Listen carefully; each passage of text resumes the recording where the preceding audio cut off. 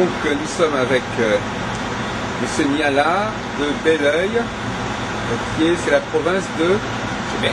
De Québec. Mais je veux dire, c'est la région de... C'est la Montérégie. Montérégie, d'accord. Donc vous êtes plutôt, actuellement vous avez passé de l'astrologie au tarot, du tarot à l'astrologie Non, moi je me présente comme un philosophe consultant. Oui, un philosophe consultant. C'est un philosophe consultant, oui. Et j'ai fait des études en philosophie. Je me suis intéressé au tarot dès les années 72. Ah oui, ça fait pas joli. 37 ans, oui. Et donc vous êtes un chercheur, il semblerait. Oui, c'est ça. Alors, je me suis intéressé donc au tarot dès 72.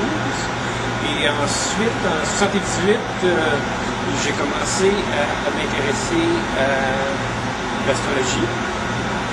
Et même passionnément avant, curieusement, non. La symbolique du tarot m'intéressait beaucoup plus.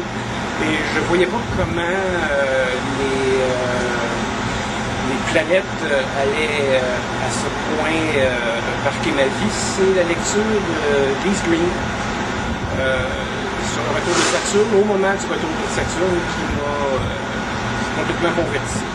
À l'âge de comment? À l'âge de 28 ans. À l'âge de 28 ans, vous avez eu une révélation. Oui, c'est ça. À partir de là, dès le début des années 79-80, j'ai commencé la pratique et l'enseignement du tarot, la pratique d'astrologie. Oui. Oui. Et finalement, ça fait donc depuis ce temps-là que je pratique ça, y compris d'autres activités. Alors vous avez réformé un peu les connaissances que vous avez reçues, vous les avez prolongées, j'ai exploré toutes sortes d'autres domaines. C'est ça qui fait que j'appelle ça philosophe consultant, c'est-à-dire que j'ai vite compris, grâce à Lise Green, qu'il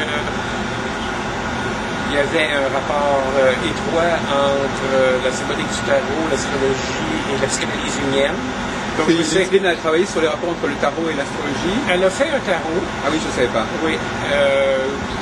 Mythique, à savoir grec, au niveau des divinités grecques. C'est pas sa plus grande réussite, même s'il est très beau, mais au niveau astrologique, c'était évidemment un auteur assez majeur, et entre autres, elle a beaucoup parlé de la psychanalyse jungienne, donc je suis rentré directement dans l'étude de Jung aussi, donc j'ai fait une psychanalyse, j'ai fait l'étude de la psychanalyse, je m'intéresse donc beaucoup à l'interprétation des rêves, j'en fais aussi. Et par la suite, je me suis aussi enrichi du travail de Gurdjieff et de niveau gurdjieffien. J'ai rencontré un maître vivant là, aux États-Unis, on pourrait qualifier de gnostique néo-gurdjieffien, E.G. Gold. Et ça a donné, disons, évidemment... Oui, qu'est-ce que ça a donné, oui. Un enrichissement de ma démarche et de tout ce parcours-là. J'ai voyagé aussi. En fait, un point crucial, j'ai parlé de la conversion à l'astrologie, mais un point crucial qui m'a fait m'intéresser à tout ça comme à un autre niveau au point de l'enseigner, c'est un voyage au Mexique.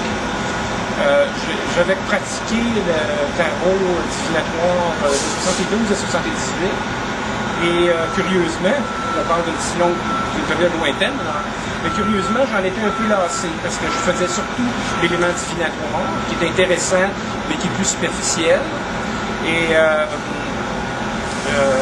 j'ai quitté le Québec pour aller à l'aventure empoigner la vie à pleine main. J'étais sur le pouce, comme on dit par ici.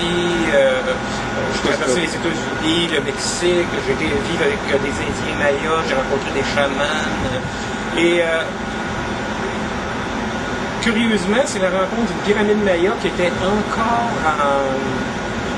Les archéologues étaient encore en train de la dégager de la jungle. De quoi? De Comali Comalico, une pyramide maya de la région de Comali Comalico. Elle est moins connue que les autres, elle n'est pas particulièrement spectaculaire, mais c'était un site frais. Et à ce moment-là, je me suis approché de la pyramide, j'ai eu accès, il n'y avait aucun touriste qui pouvait aller là. En fait, je n'avais même pas le droit d'y aller moi-même. Oui. On s'entend avec les archéologues à l'amiable. Et je monte les gradins, et c'est des pyramides à gradins, donc il y avait 7 gradins. Au 7e, en plein milieu de l'escalier, il y avait une tête de mort, et ensuite il y avait 3 gradins. Et à ce moment-là, ça m'a frappé que cette symbolique-là était universelle. J'avais déjà étudié l'arbre de vie, qui est cette structure-ci. Ben oui, les séphirotes. C'est ça, l'arbre des séphirotes, qui fonctionne exactement de la même façon. Il y a d'abord 7 séphirotes sur l'arbre. Ensuite, il y a un endroit, la sphère d'Aat, où il y a un vide. La sphère est en fait éclatée. Et il y a les 3 supérieurs qui appartiennent à un plan entièrement en dehors de notre monde. Alors, de retrouver cette symbolique-là chez les Mayas, qui pourtant étaient vraiment d'une autre culture, m'a fait comprendre que c'était un enseignement traditionnel universel et m'y a fait retourner avec beaucoup plus de passion qu'auparavant. Donc, quand je suis revenu au Québec par la suite, donc toujours en 78, j'étais vraiment convaincu de l'aspect psychospirituel, de l'intérêt psychospirituel de cette démarche-là.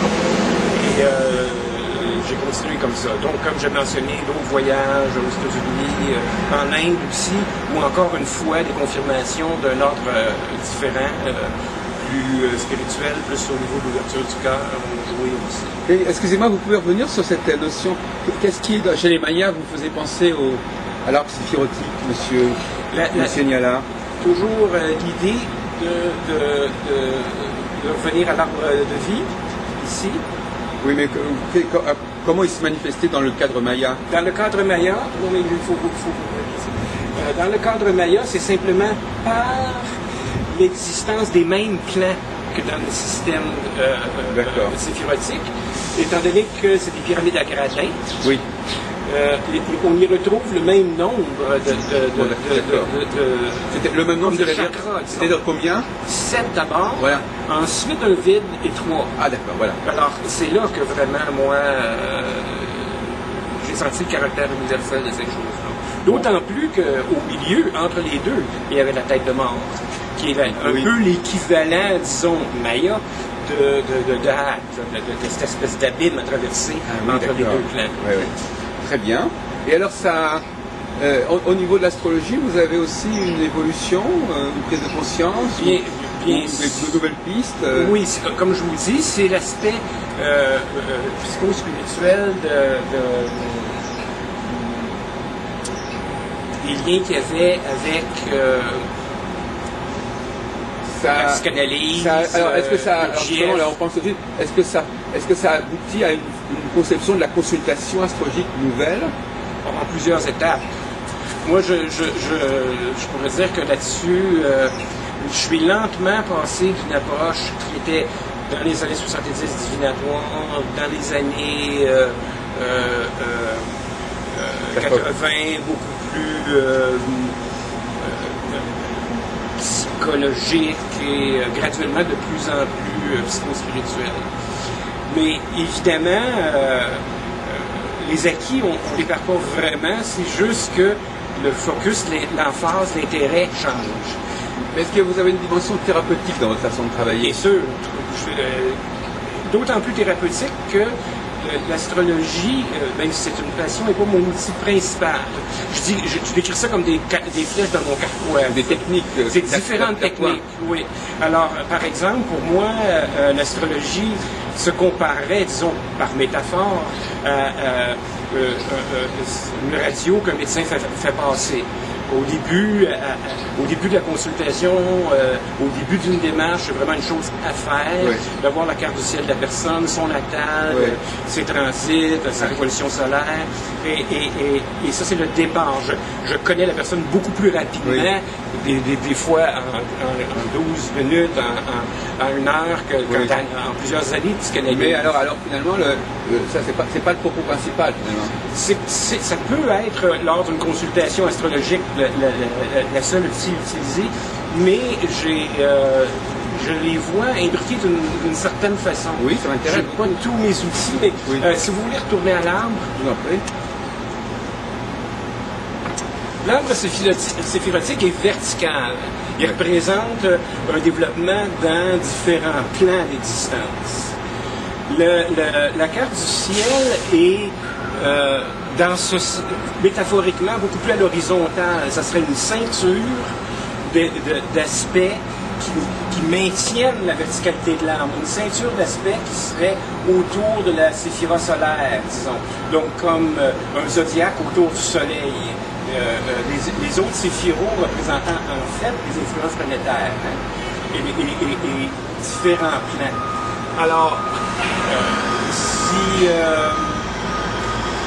si vous essayez d'imaginer cette verticalité-là, entourée d'une ceinture, ensuite vous pouvez vous faire monter et descendre la ceinture.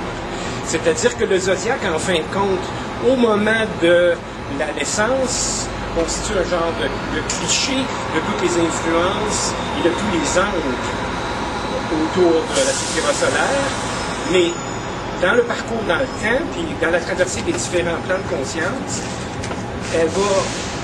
ce cercle va monter et descendre, va en fait finir par acquérir une quatrième et même une cinquième dimension. Donc, il est intéressant qu'on ait été interrompu par un téléphone. Oui.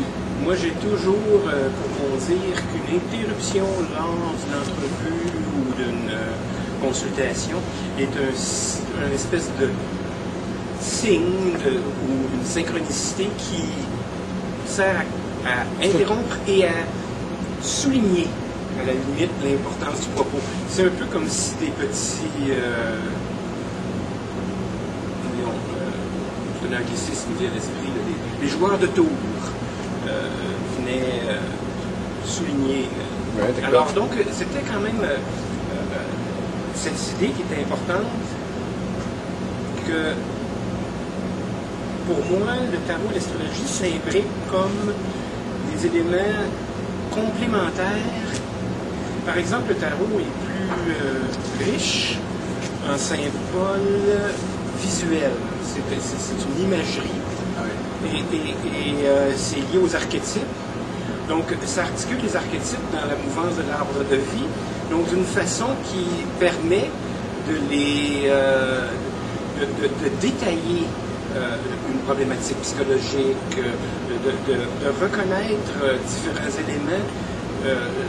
J'utilise la métaphore du labyrinthe. C'est comme un langage codé pour s'orienter dans le labyrinthe que sont nos vies. Donc, chaque arcane peut correspondre à une porte ou à un chemin ou un corridor de ce labyrinthe-là.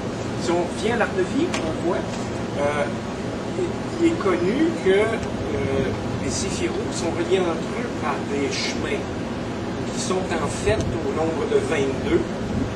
Donc, au nombre des 22 lettres hébraïques de la langue sacrée biblique, ou les 22 lettres grecques. En fait, même le français qui en a 26 au lieu de 22 correspond au même schéma. Là.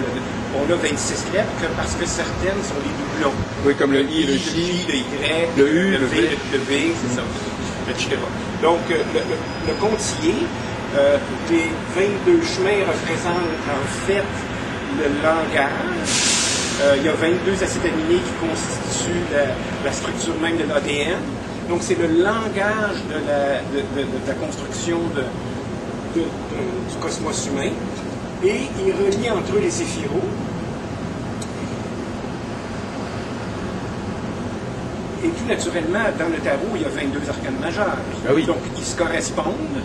Donc, les 22 chemins sont les 22 arcanes majeures, alors que les 10 séphiros sont les arcanes mineures, qui sont comme les situations. Ils sont au nombre de 10, mais 4 fois, parce qu'il y a 4 éléments, 4 suites. Les bâtons, les épées, les coupes, les disques, qui correspondent bien naturellement au feu, à l'air, à l'eau et à la terre des anciens. Donc, à la fonction psychologique de la volonté, du mental, des émotions, des sensations, à tous ces éléments. Et donc, on va avoir un arcane mineur dans chacun des éléments à une sphère particulière, ce qui nous permet de savoir à quel niveau on se situe. Puisqu'il y a 7 niveaux dans l'arbre. Donc, ensuite, l'arbre est polarisé, droite, gauche, centre.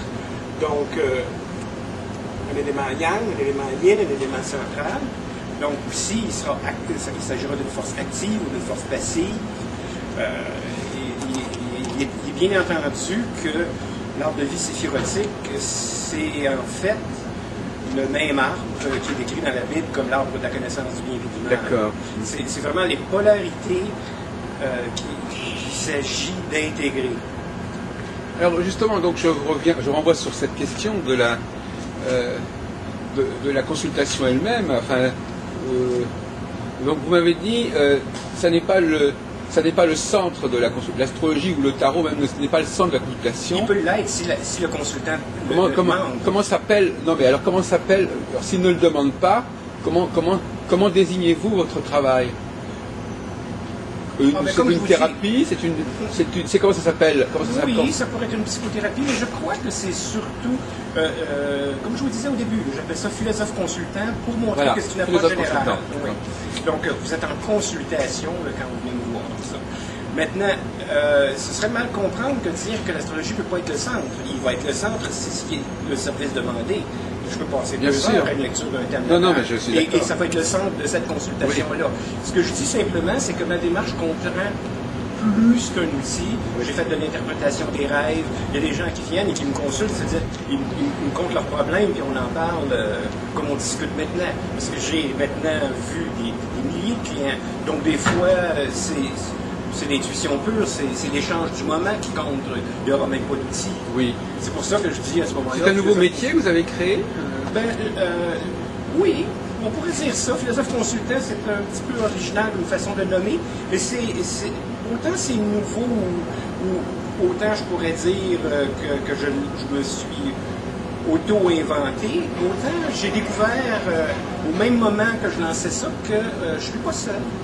Il y a une tendance en Amérique du Nord, les Américains ont développé ça. Là. Mais dans leur cas, il est plus fréquent que ce soit vraiment des philosophes comme d'anciens professeurs de philosophie. Moi, j'ai la même formation parce que j'ai fait de la philosophie à l'université, mais je ne vais pas soigner les gens en leur parlant de Descartes. C'est pas ma démarche. J'ai trop travaillé d'autres outils, j'ai trop goûté aux richesses de l'ésotérisme maintenant pour vous ne restez pas dans le domaine du langage, en fait. Enfin, le langage aussi, j'ai étudié Lacan.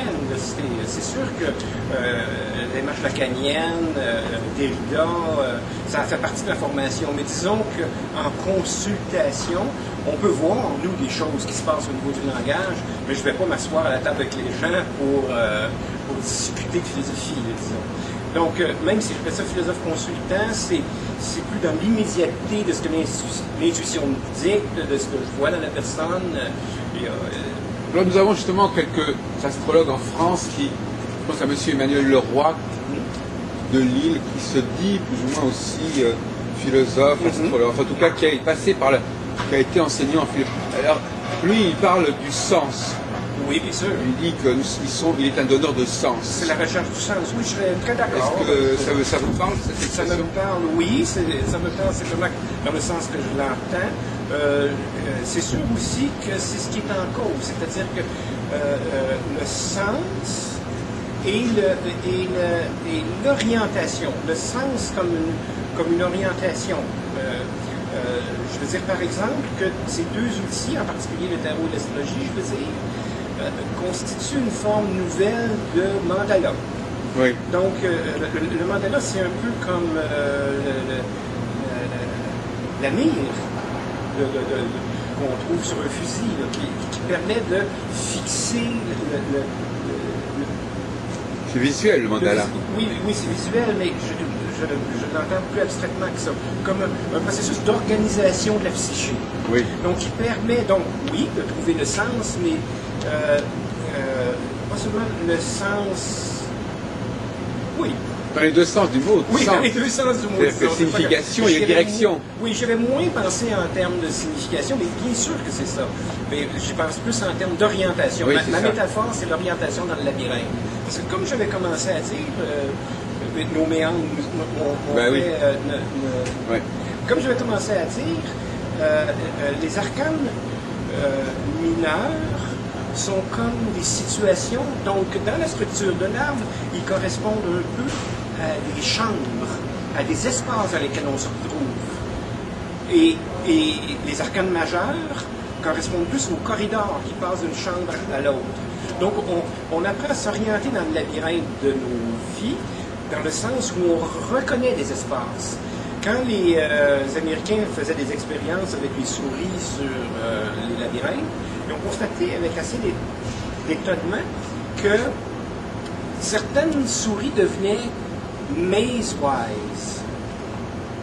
Alors, Maze-wise, c'est un anglicisme, dans le sens, elles avaient appris comment le labyrinthe est construit. Et ça avait transmis l'information entre elles, peut-être? Non, c'est pas ça dont tu parles. C'est quelque chose dans le cerveau. C'est une habilité à reconnaître qu'elles sont dans un labyrinthe et d'en connaître les lois. Tout bêtement, que si on arrive dans une chambre fermée, il ne faut pas y retourner. Quand on rebrousse le chemin, ça ne sert à rien de revenir là. Le chemin va être tout aussi bloqué.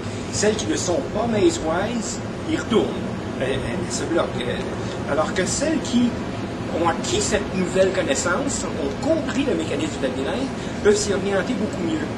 Et alors même, étonnamment, elles développent cette habileté au point que si on la change de labyrinthe, dans un nouveau labyrinthe, leur performance va être bien meilleure. Ils ont compris même la structure, indépendamment. Pas seulement qu'ils se reconnaissent dans ce labyrinthe X, mais dans le grec aussi, elles fonctionnent mieux. Elles savent qu'il existe quelque chose de cet ordre-là. Oui. Et je dirais que le gros de mon travail, dans un sens, c'est faire réaliser ça aux gens. Parce que dans la consultation, c'est assez remarquable, et je dis ça sans préjudice, je le vis aussi dans ma vie quotidienne, on répète des patterns. Bien sûr. Alors répéter un pattern, c'est bêtement retourner à la même chambre du labyrinthe. C'est ne pas avoir reconnu le caractère labyrinthique de nos vies. Alors, le tarot et l'astrologie permettent de voir ça. L'astrologie, parce que c'est construit sur des cycles, alors on voit des retours planétaires. Hein? Chaque planète a son propre rythme. La Lune fait un cycle à tous les 28 jours. Donc on peut s'attendre à ce que les scénarios reviennent à ce moment-là. Oui, c'est ça. Il y a des cyclicités mensuelles et des cyclicités annuelles. C'est ça que j'ai déjà entendu ce genre de propos de la part d'astrologues, mais on m'a jamais expliqué clairement de quelle façon, justement, l'astrologie permettait d'éviter cette notion de retour. Pas de l'éviter, mais de la... Qu'est-ce qu'elle va apporter à la personne qui va faire qu'elle va changer son attitude? La reconnaissance, c'est simplement une cognitif. Oui, il y a un effet de reconnaissance et il y a quand même une bonne dose d'éléments prévisionnels. C'est pas tellement que les événements sont si faciles que ça à prédire, ça va arriver. Ça dépend de la nature de la question. On peut prédire le dénouement d'une chose compte tenu de l'atmosphère, disons, c'est très important des angles planétaires. Je crois qu'effectivement, vous avez prononcé un mot juste. L'astrologue un des problèmes de la condition humaine, c'est de savoir prévoir, ou de savoir prévenir, ou de savoir éviter, de savoir se préparer. Oui. Maintenant, moi, avec les années d'expérience, je m'éloigne, même si ça va arriver, de la prédiction proprement dite. Ah oui, bien sûr. Parce que la marge d'erreur à voler est assez large. Dans un débat, Alistair Crowley disait avec nous, on dit que les astrologues se trompent souvent. C'est évident que c'est un scandale quand on pense au fait que jamais un médecin se trompe, jamais un guerrier a perdu une bataille, jamais un économiste a fait des erreurs de prédiction. Donc, les activités humaines aussi sophistiquées soient-elles, ont toujours une marge d'erreur Oui, il y a des aléas, des interactions, oui, qui est assez, des interférences. oui, qui sont assez larges. Mais par contre, là où la performance, si on peut dire, du tarot d'astrologie augmente, c'est quand il s'agit de bien comprendre ce que j'appellerais la texture symbolique ou justement le sens d'un moment particulier. Parce que là, les éléments et les rapports entre ces éléments-là parlent beaucoup de l'atmosphère, en guillemets, de cette situation-là, du sens qu'elle a, des énergies qu'elle comporte, de son caractère face ou néfaste, du rythme auquel elles doivent ou non être abordées. Il y a toutes sortes de ces éléments-là qui sont vraiment intéressants à vérifier. Mais vous pouvez me donner, parce qu'on est quand même dans une télévision assez spécialisée, imaginons, bon, par exemple, moi aussi je ne suis pas qu'astrologue, je suis aussi thérapeute, j'ai des techniques psychologiques pour permettre aux gens d'éviter certaines erreurs ou d'être plus prévoyants, c'est-à-dire de percevoir les signes avant, de ne pas négliger certains signes, de ne pas attendre que les signes prennent une trop grande intensité pour réagir alors que c'est déjà trop tard, de voir, parce que c'est une question de sensibilité aux signes de plus en plus subtils. Mais personnellement, j'aurais même tendance à me demander à quoi peut servir l'astrologie, justement parce qu'elle ne permet pas de faire on ne fait pas un travail avec la personne. Au mieux, on fait un diagnostic, mais on ne va pas. Est-ce que vous allez aider la personne dans un suivi quelconque? Oui, l'idéal, c'est ça. Oui. C'est sûr que et en quoi consisterait ce suivi? C'est-à-dire, parce qu'on a souvent l'impression que l'astrologue ne serait pas très. Bon, généralement, effectivement, la consultation elle est ponctuelle. Elle va durer 2 heures, 3 heures, mais après, bon. Les gens ne s'attendent pas à ce qu'il y ait un suivi. Quand on va voir un thérapeute, on sait qu'il y aura un suivi. Ou alors on arrête tout de suite. Mais si on commence un traitement, est-ce que c'est un mot qui m'est venu aujourd'hui? Est-ce que pour vous c'est un mot qui fait sens, monsieur Miala? Le traitement? La notion de traitement. Non. Non. Le mot fait sens évidemment, mais c'est pas comme ça que j'aborde mon travail. Tout simplement parce que je ne considère pas le client comme malade. Ça peut arriver. C'est sûr que j'ai eu des névroses, des psychotiques. Il y en a suffisamment dans la population pour qu'il y en ait aussi dans la clientèle. Mais c'est pas si tant un traitement qu'un cheminement, ou ce que je dis, le phénomène de coaching qui est très très populaire. Oui. Il y a un peu de ça. C'est-à-dire que c'est un aspect de guide ou de conseil. On va voir, disons, quelqu'un comme moi, parce que, disons, j'en ai vu d'autres. Donc, la personne a un problème, elle a honte de ce problème-là, j'ai vu pire. La personne a une question, je peux la guider, je peux lui répondre, je peux dialoguer avec elle, en utilisant ces outils-là qui me donnent des points de repère quand même précis dans le temps et dans la symbolique. Et je lui montre aussi, je veux dire, c'est vivant, là, dans une consultation, une carte du tarot confirme pour la personne, elle a un senti par rapport à l'aspect visuel de la carte, par rapport à l'imaginaire de la carte. Mais prenons l'exemple moi je voudrais insister sur ce point. Prenons l'exemple de quelqu'un qui serait malvoyant. Il y a 2 façons d'aider cette personne. Soit on la guide en lui prenant la main et en lui disant ce qu'il faudrait voir, soit on essaie de guérir son infirmité. On a donc on travaille sur cette infirmité, on dit bon voilà, je vais vous guider, mais je ne vais pas vous guider en étant tout le temps là, je vais vous rétablir une sorte d'autonomie en rétablissant des fonctions qui ont peut-être été un petit peu bloquées.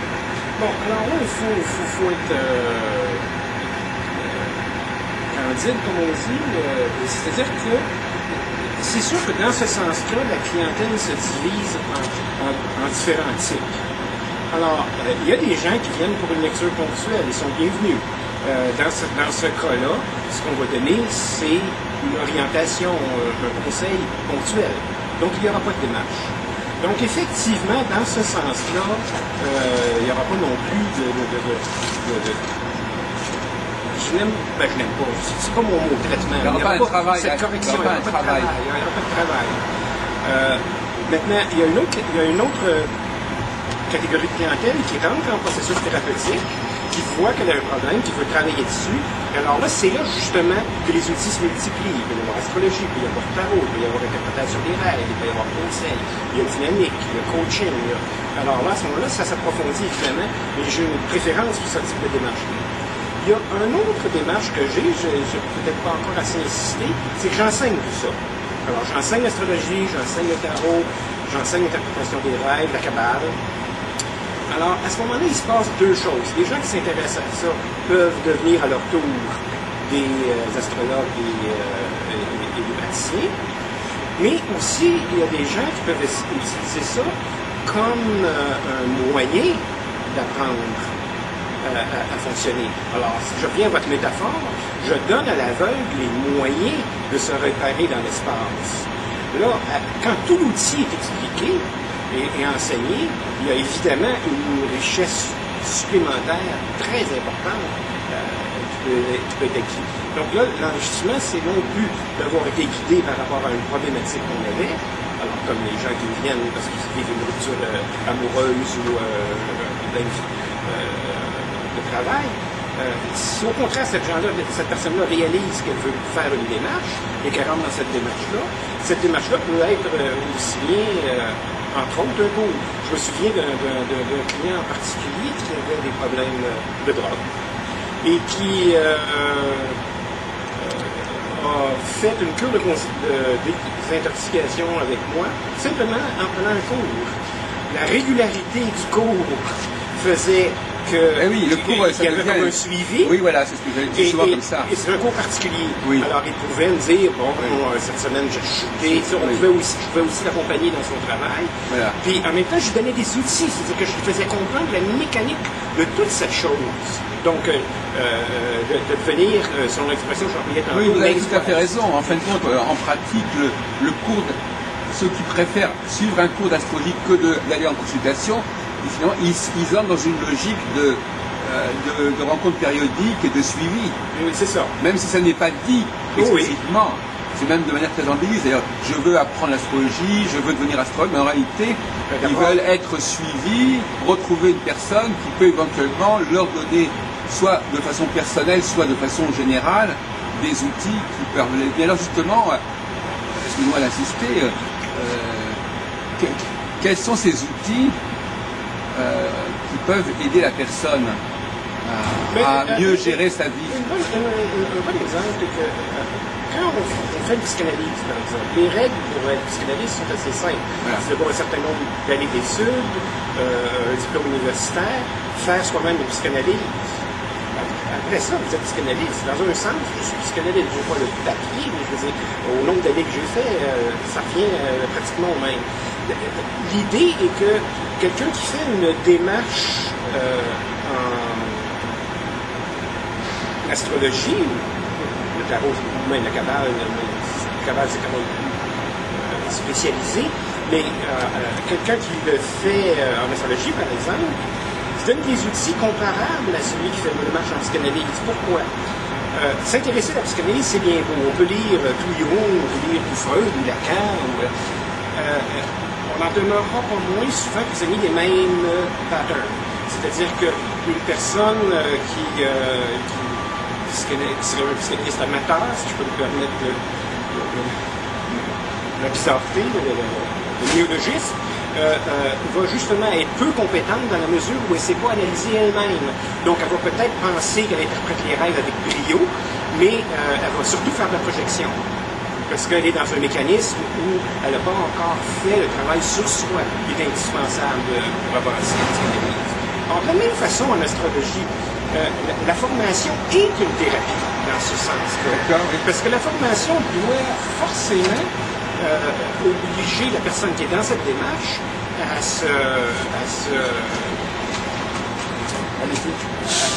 à s'auto-analyser suffisamment pour pas projeter ses propres fantasmes sur ses clients. Oui. Bonjour, merci à vous. Bonjour. Oui, c'est vrai. Oui. Raphaël. Merveilleuse interruption est encore une fois, comme je le disais, une synchronicité que ceci est très important. Donc c'est vraiment fondamental pour la personne qui fait une démarche en astrologie de synchronaliser elle-même pour ne pas être en position de projeter ses propres fantasmes sur un client qui serait victime de ces projections-là. Ça, je suis tout à fait d'accord avec vous. Si on ne se connaît pas soi-même, on ne peut connaître personne. Il faut d'abord se connaître. On a fait un bon oui. Il faut s'accepter tel qu'on est. Bon, et puis en même temps, c'est débarrasser d'un tas de valeurs, de croyances. Bon, parce que bon, il faut avoir l'esprit libre, en fait, presque léger, pour pouvoir voir les autres. Oui, c'est ça, quels qu'ils sont. Parce que quels qu'ils sont. Nos préjugés. Oui. Mais alors la question qui se pose, c'est de savoir si c'est l'astrologie. Parce qu'il y a des astrologues qui vont vous répondre, c'est grâce à l'astrologie que j'ai pu aboutir à ce résultat. Et d'autres qui diront, ben non, justement, c'est par d'autres techniques que je peux faire de l'astrologie. Oui. Alors, est-ce que c'est l'astrologie qui est formatrice, est-ce que l'astrologie prépare à l'astrologie, ou est-ce qu'il faut autre chose qui prépare à l'astrologie? Je peux pas répondre à ça parce que dans mon cas, ça a été les deux. Ouais. Moi, j'ai quand même fait tellement d'autres démarches que c'est l'ensemble qui fait ce que je suis. Mais la démarche astrologique a été fondamentale. J'ai dit à Saint-Cyr dans ma vie à partir de 1978. C'est pas rien. Mais alors, donc l'astrologie est responsable de ce qui vous permet responsable de votre équilibre ou de votre évolution et de votre lucidité et de votre conscience. Mais vous avez quand même d'autres, peut-être que vous êtes passé par d'autres formes oui, c'est ça. Formation. Oui, c'est ça. Donc vous ne pouvez pas forcément mettre tout sur le compte de l'astrologie. Mais vous remarquez. Peut-être que si vous n'aviez pas fait ces formations, vous n'auriez pas profité de l'astrologie aussi pleinement, peut-être. Pire que ça, c'est que évidemment mon astrologie est fortement teintée de ces influences-là. Bah alors, oui. finalement, l'astrologie, il n'y a pas une astrologie, il y a autant d'astrologie qu'il y a d'astrologues, d'une certaine façon. Il y a des grands courants aussi, mais je veux dire que le fait d'avoir été enrichi par des voyages en Inde, par ma démarche avec Gurdjieff, Ichigold, évidemment, ça multiplie les dimensions avec lesquelles je regarde l'astrologie. Mais c'est vrai pour tout le monde aussi. Chaque astrologue est venu à cette expérience-là avec un ensemble de démarches qui l'ont enrichi. Et alors, le tarot, il est également formateur, le tarot, en tant que savoir ou en tant que pratique? Les deux. Donc, quelqu'un qui pratique le tarot, ça le fait avancer quelque part? Oui, mais là, attendez, il y a un problème. C'est sûr qu'il s'agit tout de même d'une démarche qui est, comment je vous dirais ça, qui n'est pas réglementée. En médecine, par exemple, il y a un collège des médecins qui définit de façon stricte les limites, qui balaye, disons, la pratique. Il y a beaucoup d'inconvénients à ça, mais il y a quand même des avantages. Dans le cas du tarot, il y a des gens qui peuvent s'improviser, ils s'achètent un jeu et ils commencent à tirer le jour même. Et ça, il y en a beaucoup. Et il y en a beaucoup, là. Il faut le reconnaître. Il y a donc des charlatans, des ignorants, des incompétents, parce que c'est quelque chose de très populaire. Il y a une promiscuité. Il y a disponibilité des outils. On peut s'improviser tarot avec un jeu de tarot puis le petit livret qu'il y a dans la boîte. Mais il y en a plein qui s'improvisent astrologues aussi. Oui, c'est ça. Surtout avec pour la même raison. Il y a une prolifération de gens qui s'improvisent astrologues. Oui, c'est vraiment horrible. Oui, c'est ça. Ils disent vraiment n'importe quoi. Ils n'excusent pas aucune espèce de connaissance des gens. Ils font simplement endormir le public par des belles paroles. Parce que tout va toujours être très beau et très parfait. C'est ça. Ce qui est vraiment pas vrai. Tout le monde est beau, tout le monde est gentil. Oui. En fait, chacun des éléments qu'on a en eux, autant de positifs que de négatifs. Et je pense que c'est cet aspect-là qui est très complexe à analyser, à comprendre. Et demande oui, de la connaissance, mais beaucoup d'expérience. Moi, j'ai souvent comparé le métier d'astrologue à un métier d'avocat, dans le fond, où, oui, on prend le code civil. C'est bien beau de savoir par cœur, mais il faut savoir surtout l'interpréter. Oui, c'est ça. Et l'appliquer. L'appliquer, c'est ça, dans la réalité de la personne qui se trouve en face de soi. Et puis, en tout cas, j'ai bien du plaisir à travailler de cette façon-là, donc à utiliser les connaissances, mais en l'interprétant avec la personne qui est en face de soi. Puis, c'est sûr que, veut pas, on vient toujours un petit peu dans le passé pour vérifier si les planètes ont bien fonctionné. Et après ça, d'une certaine manière, ça devrait être garant de l'avenir dans le fond du présent.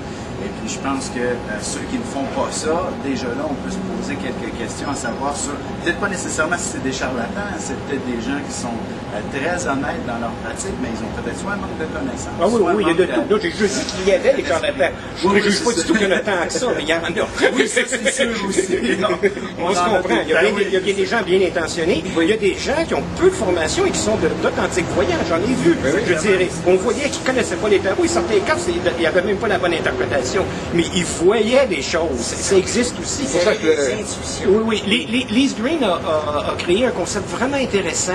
Elle dit que les voyants se retrouvent en catégorie planétaire, c'est-à-dire qu'il y a des voyants neptuniens, des voyants uraniens, des voyants mercuriels, des voyants solaires, etc.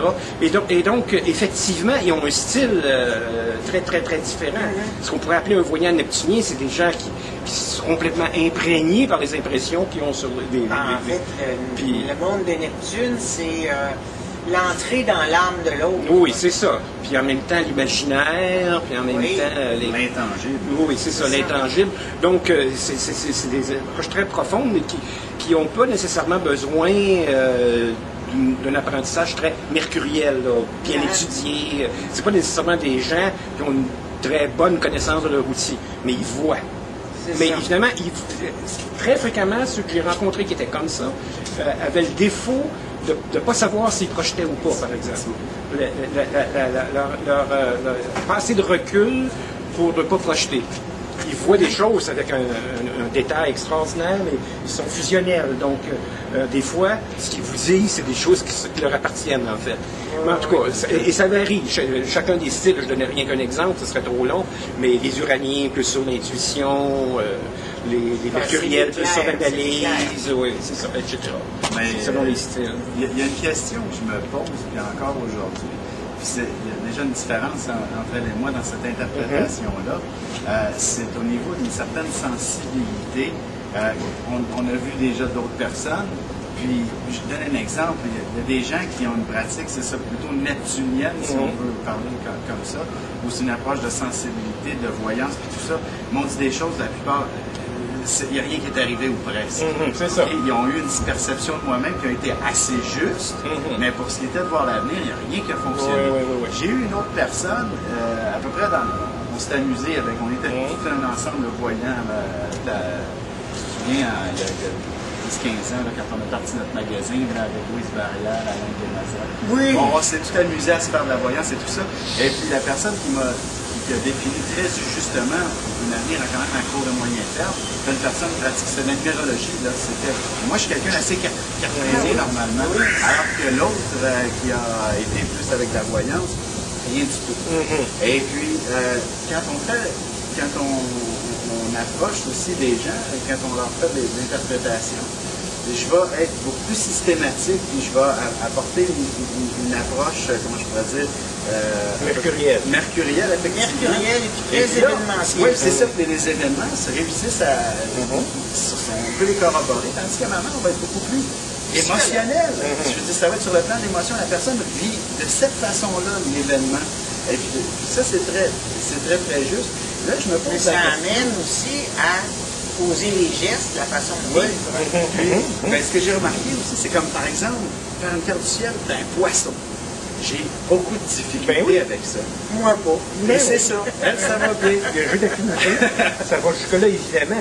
Ça, c'est sûr que si vous faites le thème natal, disons, d'un client avant qu'il vienne, là, je veux dire, en préparation, mais la première des choses que vous allez constater, c'est que vous savez d'avance si ça va bien marcher ou pas.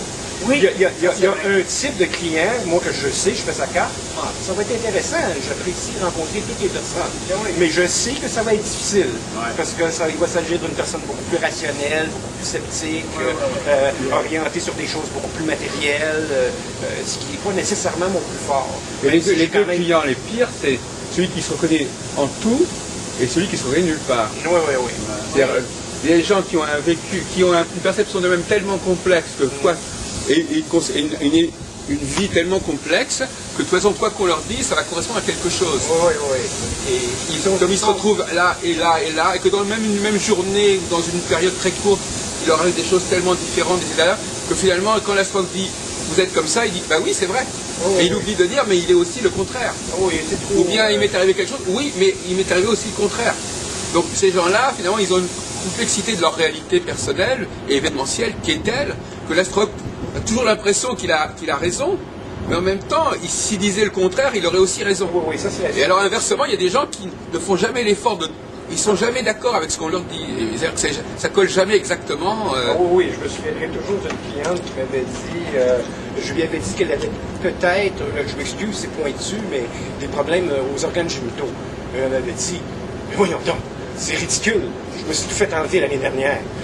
Parce qu'elle n'a pas de problème. Non, elle n'a pas de problème. Alors, il y a des gens qui ne veulent pas comprendre. Ouais, ça arrive souvent. Oui. Mais le pire à recevoir en consultation, ce sont les schizophrènes, les paranoïaques. Ben oui, les vrais psychopathes. Parce qu'il y en a qui viennent oui, voir. c'est sûr. Ils viennent te voir plutôt que d'aller voir leur médecin, dans l'espoir d'une réponse, mais en même temps, ils écoutent absolument rien. Ben oui, ces gens-là, on se demande pourquoi ils viennent. C'est pas compliqué. Pour se faire dire qu'ils sont pas aussi fous que... Non, ça c'est... J'ai déjà eu parce que le problème, c'est que l'astrologue, lui, il a quand même un problème, l'astrologue, c'est que souvent, au lieu de parler de pathologie, il va essayer de trouver ça normal. Il va dire à la personne, mais finalement, oui, vous avez ça, mais c'est normal. Enfin, c'est normal pour vous, c'est normal. Parce que la question aussi, c'est la normalité individuelle, soi-disant. Oui. C'est-à-dire que, parce qu'il y a la normalité générale, on va dire, vous n'êtes pas normal par rapport à la norme, mais beaucoup d'astrologues, ils disent, c'est votre thème natal qui est la norme. Donc, par conséquent, du moment que vous êtes en phase avec votre thème natal, tout va bien, tout est normal. Donc, à ce moment-là, même si la personne est complètement perturbée, si cette perturbation est dans son thème, elle est normale par rapport à ça.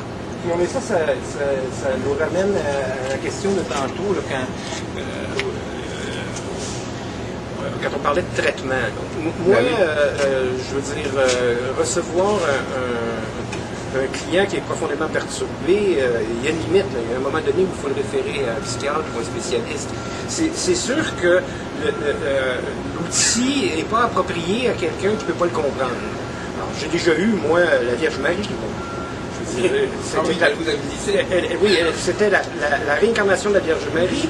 Elle avait une aventure elle était en couple avec Joseph, mais Moïse voulait avoir une aventure avec elle. Alors là, je veux dire, on est en plein délire, là. Alors, c'est sûr qu'il n'y a rien de bénéfique qui va ressortir de lecture. Il y a des cas limites, et ça, je me suis intéressé à ça, j'en ai vu quand même un certain nombre, j'ai travaillé relativement, je crois, adéquatement avec ce type-là. C'est des gens qui ont des expériences paranormales. Alors, au fond, effectivement, ils seraient considérés comme psychotiques par la médecine ordinaire, mais c'est des gens qui fonctionnent dans leur vie. Ils ont des emplois, mais ils ont des expériences. Ils sont plus ou moins possédés par des entités. Bon, c'est sûr qu'on est borderline. Mais, en fait, là, il s'agit justement d'un domaine où la personne vient vous consulter parce qu'elle ne veut pas consulter un psychiatre, elle ne veut pas être discutée comme folle, puisque justement son problème vient du fait qu'elle croit les expériences qu'elle a, elle sait que c'est réel pour elle. Alors, là, il y a tout un travail à faire qui est à mi-chemin entre le traitement. On peut recommander un appoint, un soutien médical, mais en fait, parfois, la personne va effectivement faire un cheminement qui va la maintenir en dehors des institutions psychiatriques. J'en ai eu comme ça en thérapie, qui revenaient, et ça s'améliorait pas rapidement. Mais ça s'améliorait effectivement parce qu'elle avait un suivi, parce qu'elle avait peut-être une oreille pour expliquer ses états Mais je voudrais vraiment poser, par pour conclure notre entretien,